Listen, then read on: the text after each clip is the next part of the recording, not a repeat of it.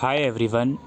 आज की इस वीडियो में हम बात करेंगे जो दिल्ली यूनिवर्सिटी के CUET अंडर ग्रेजुएट कोर्सेज़ के एडमिशन होंगे तो उसके लिए जो आपके मेरिट स्कोर हैं वो किस तरह से कैलकुलेट करे जाएंगे।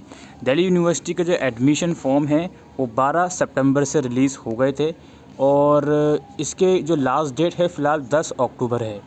और यहाँ पे एक चीज़ और मैं आपको बताना चाहता हूँ, एक नोटिस आया है DU की वेबसाइट पर, वही नोटिस हम डिस्कस करेंगे।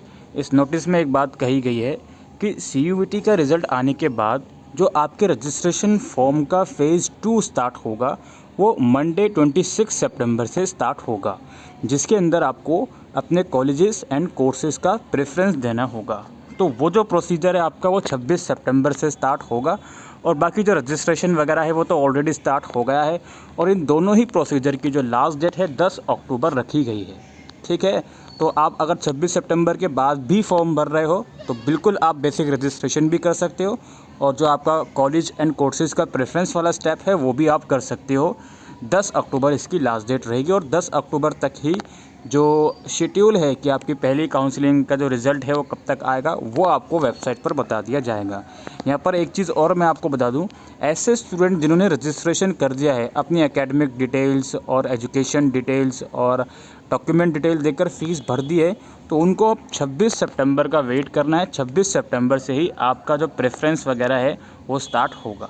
ठीक है, अब हम बात करते हैं यार जो आपका मेरिट स्कोर है वो किस तरह से कैलकुलेट करा जाएगा। ठीक है, यहाँ पे देखो आपका CUET का रिज़ल्ट आया होगा। पहले मैं आपको CUET का एक स्कोर कार्ड दिखा देता हूँ।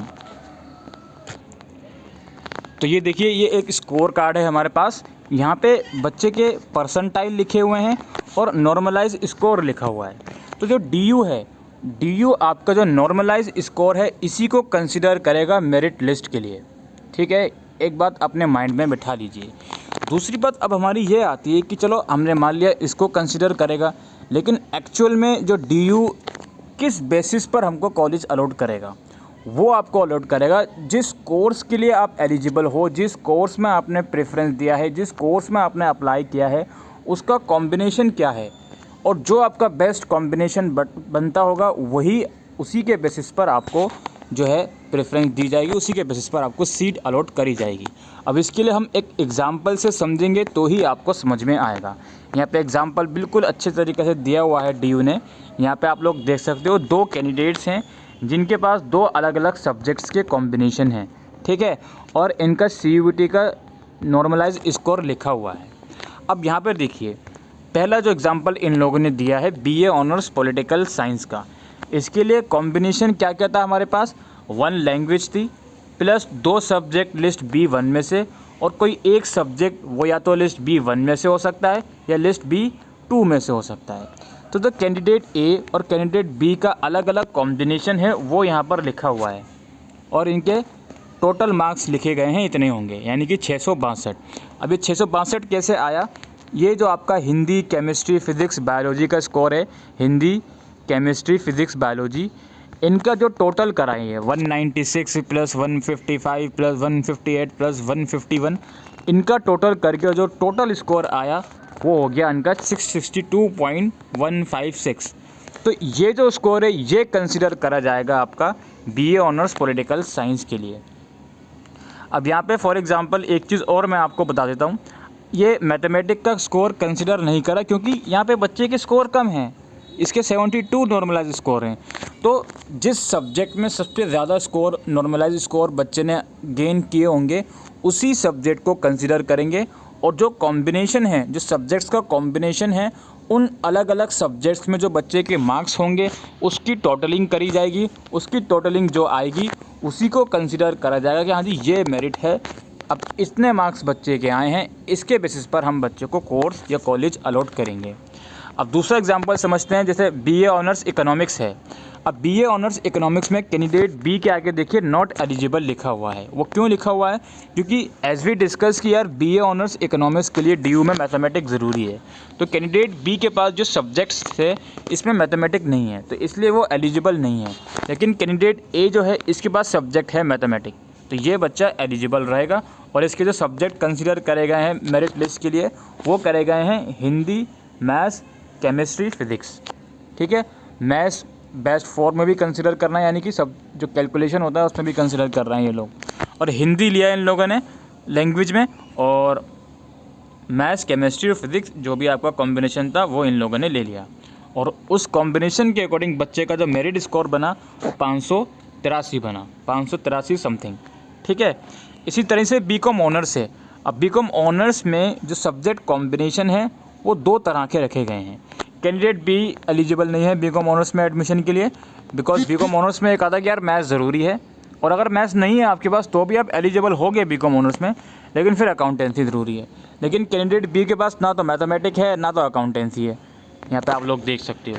ठीक है, लेकिन कैंडिडेट ए जो है इसके पास मैथमेटिक्स है, तो ये एलिजिबल रहेगा बीकॉम ऑनर्स के लिए। ठीक है, तो बीकॉम ऑनर्स में जो 2 कॉम्बिनेशन डीयू ने बताए थे कि या तो आप एक लैंग्वेज लीजिए उसके साथ मैथमेटिक, और उसके साथ 2 सब्जेक्ट आप लीजिए जिसमें से एक कम से कम लिस्ट B1 में से होना चाहिए। तो ये कॉम्बिनेशन कैंडिडेट ए ने कंप्लीट कर लिया, और जिसके बेसिस पर इसका अगेन 583 पॉइंट समथिंग स्कोर बना। जो सेकंड कॉम्बिनेशन था वो कोई भी कंप्लीट नहीं कर पाया कि भाई अकाउंटेंसी चाहिए थी हमको, अगर आपके पास मैथ्स नहीं है तो अकाउंटेंसी लीजिए, अकाउंटेंसी किसी के पास भी नहीं है तो ये एलिजिबल नहीं रहेंगे। ठीक है, इसी तरीके से बीकॉम पास का कोर्स है, इसका कॉम्बिनेशन है, सब्जेक्ट कॉम्बिनेशन मेरी टोटल मार्क्स कितने आ गए, इस तरह से इस बच्चे की मेरिट कैलकुलेट करी गई है।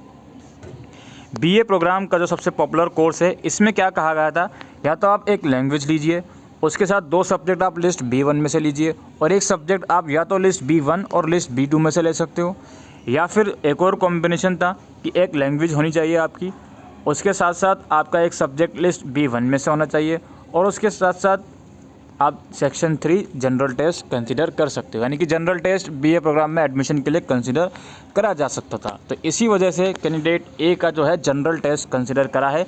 वो क्यों करा है, क्योंकि जनरल टेस्ट में मार्क्स ज़्यादा हैं। अब यहाँ पर आप ऊपर देखिए, मैं ऊपर लिए चलता हूँ आपको, ये दोनों कैंडिडेट्स की जो स्कोर हैं आप लोग देख रहे हो, जनरल टेस्ट के मार्क्स ज़्यादा हैं, 241 हैं। अब बीए ऑनर्स में हमने जनरल टेस्ट कंसिडर नहीं करा, क्योंकि डीयू के रूल के अकॉर्डिंग आप नहीं कंसिडर कर सकते हो उस चीज़ को। डीयू के रूल के अकॉर्डिंग आप बीए प्रोग्राम में ज़रूर से कंसिडर कर सकते हो, बीकॉम प्रोग्राम में ज़रूर से कंसिडर कर सकते हो जनरल टेस्ट को, और वो हम करेंगे बिकॉज बच्चे के मार्क्स ज़्यादा हैं उसमें। और नीचे अब जब आओगे यहाँ पे आप चाहे बीकॉम प्रोग्राम में देख लो या बीए प्रोग्राम में देख लो, यहाँ पर एक पॉइंट लिखा हुआ है कि भाई the score will be consider as it is higher after pro rata, यानी कि कैलकुलेशन के बाद ये स्कोर हायर है जनरल टेस्ट में, इसलिए जनरल टेस्ट को ही कंसिडर करा जाएगा। ये बात इन लोगों ने लिखी है। तो यहाँ पे आप लोग देख भी सकते हो बीए प्रोग्राम में जो 2 अलग अलग कॉम्बिनेशन है उसके अकॉर्डिंग पहले कॉम्बिनेशन के अकॉर्डिंग 662 बन रहे हैं, और अगर जनरल टेस्ट इंक्लूड कर रहे हैं तो 682 बन रहे हैं। तो इसलिए जनरल टेस्ट वाला कॉम्बिनेशन आप इंक्लूड करोगे। अब ये सब चीज़ें जो मैंने आपको बताई हैं, जैसे यहाँ पे बीएससी ऑनर्स फिज़िक्स का भी आप देख सकते हो, जिसमें आपको खाली फिज़िक्स, केमिस्ट्री और मैथमेटिक लेनी है। इसमें ये कहा गया था कि आपको लैंग्वेज में अपियर होना है, बट वो लैंग्वेज कंसिडर नहीं करी जाएगी मेरिट के लिए। मेरिट के लिए सिर्फ PCM कंसिडर करे जाएंगे, तो इसलिए PCM ही इन्होंने कंसिडर करे हैं, जिसमें से कैंडिडेट ए तो एलिजिबल हो गया बट बी एलिजिबल नहीं है, और इसके मार्क्स ये आ गए।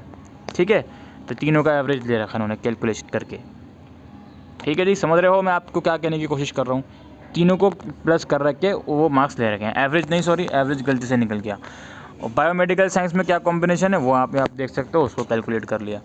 बी ऑनर्स स्पेनिश यानी फॉरेन लैंग्वेज का कोई कोर्स करना, उसका क्या कॉम्बिनेशन है उसके अकॉर्डिंग निकल गया। तो आपका कोर्स का जो कॉम्बिनेशन है ये देखिए मल्टीपल कॉम्बिनेशन है या सिंगल कॉम्बिनेशन है। अगर सिंगल कॉम्बिनेशन है तो ये देखिए कि यार जो सब्जेक्ट्स हैं उसके, जैसे लिस्ट बी में मान लीजिए यहाँ पे फिज़िक्स भी, बायोलॉजी भी, केमिस्ट्री भी, ये सब लिस्ट बी के सब्जेक्ट है, मैथमेटिक भी लिस्ट बी का सब्जेक्ट है।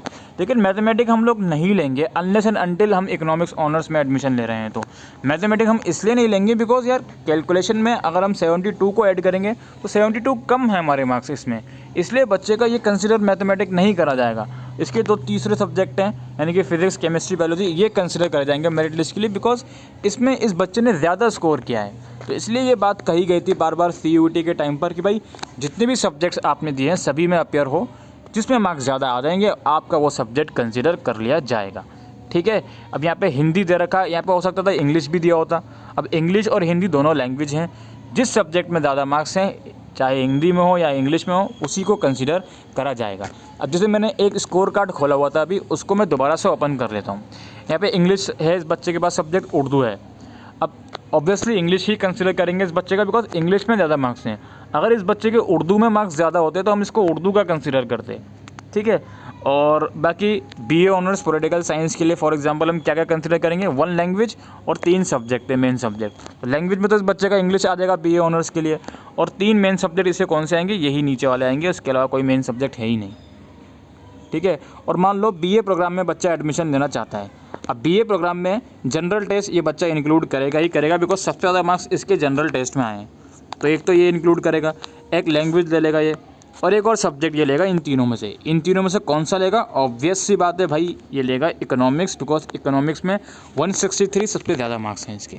तो ये तीनों सब्जेक्ट को ये ऐड कर लेगा, जो मार्क्स बनेंगे उसको ही कंसिडर करा जाएगा मेरिट लिस्ट के लिए, ठीक है। तो इस तरह से मेरिट लिस्ट बनेगी दिल्ली यूनिवर्सिटी की। और एक और चीज़ मैं आपको बता दूं, ये सब चीज़ें यूनिवर्सिटी खुद से कैलकुलेट कर लेगी। आपको जस्ट वहाँ पे कॉलेज का और कोर्सेज़ का प्रेफरेंस देना है, बाकी आपके जो रिज़ल्ट है वो सब कुछ पता है दिल्ली यूनिवर्सिटी का, कितने स्कोर आपके आए हैं, क्योंकि आप एप्लीकेशन नंबर उसमें दे रहे हो।